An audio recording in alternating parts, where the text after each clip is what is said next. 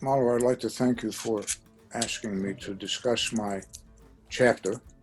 My name is John F Fanselow, and I started my teaching career as a Peace Corps volunteer in Nigeria.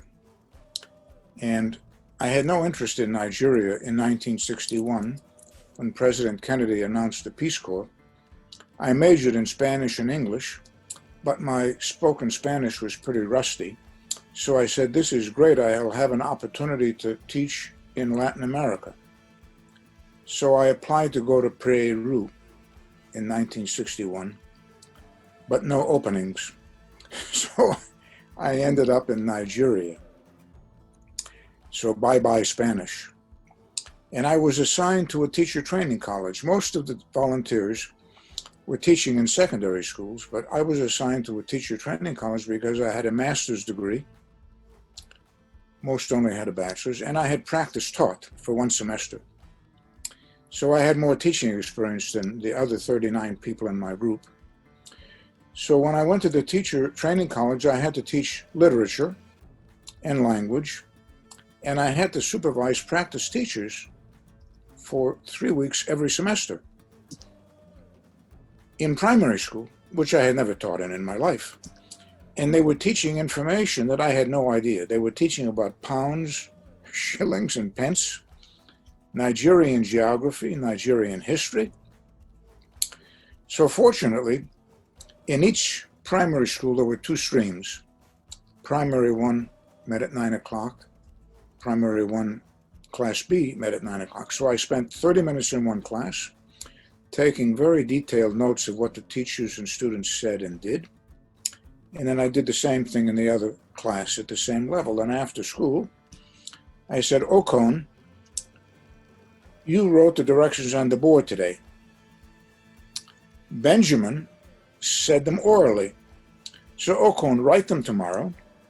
And Benjamin, say them orally. And then we'll compare the difference between the two ways of doing it. So that's how I got into this idea of observing what we do in detail. And we had tape recorders then, but they were quite awkward to use. But I did record a little bit, and then I asked the teachers to transcribe a couple of things they said. And then we played the tape recorder and asked the students to transcribe what the teacher had said. And in many cases, the students could not, they could listen to it 10 times. They couldn't transcribe and write what the teacher said.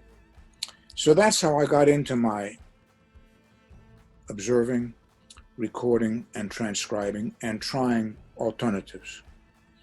And Alan Maley has been my biggest supporter through the years. He visited me in Teachers College decades ago in New York City. And then some years ago, he invited me to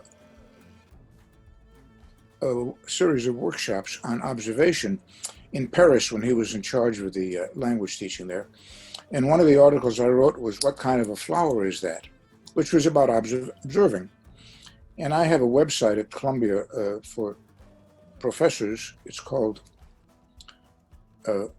Forum, Academic Forum. And I've downloaded a lot of my articles. And the most frequently cited downloaded article is, what kind of a flower is that? It's written decades ago. So I've been doing the same thing for variations for many years. Breaking rules, try the opposite. Beyond Rashomon was one of my articles. And my latest is, small changes in teaching, big results in learning. But I want to thank Alan Maley for, through the years, both supporting me and inviting me to write articles for a couple of journals, and of course, for writing this chapter. I find that this is the most accessible collection of readings on teacher education that I've read.